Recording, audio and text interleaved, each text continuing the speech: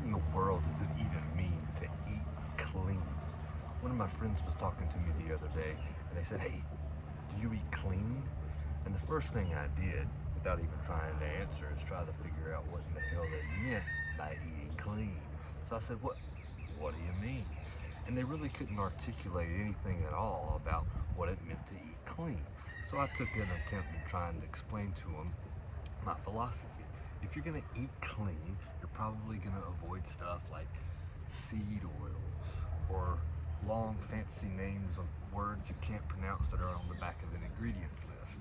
I was like, man, eating clean is eating hard. I said, why don't you just count your calories? It's way easier. As a matter of fact, if you eat something out of a package or out of a bag, you don't have to Google it. You just look on the back and see whatever it says. It makes it super easy.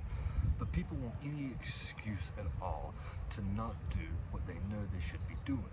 So if they can complicate it with some questions, what they're doing is creating excuses for themselves in the future. So do I eat clean? I don't think so. In my mind, eating clean, you're taking a bottle of 409, spraying it over your meal, maybe patting it down a little bit, and hey, it's clean. I don't know, maybe we spray some Lysol on it, I have no idea. But I count my calories. I talked about it before.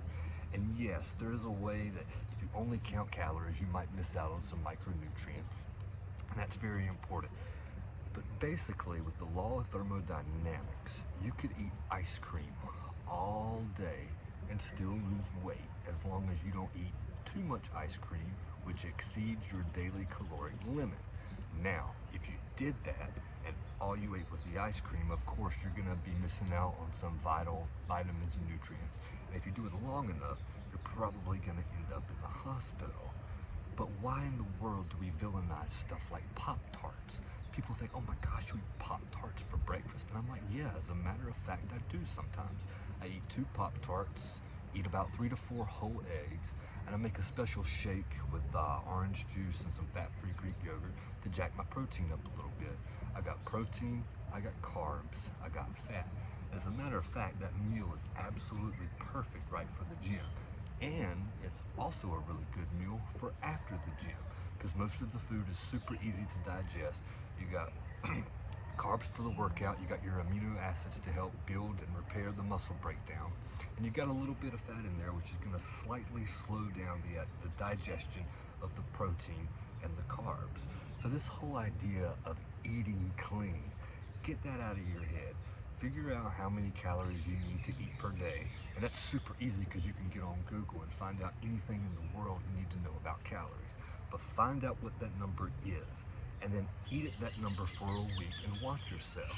If you gain a little bit of weight, maybe it was a little too high. If you find yourself without energy and maybe losing a little bit of weight, maybe it's too low. You're gonna have to play around with it. There's not an easy exact answer for this.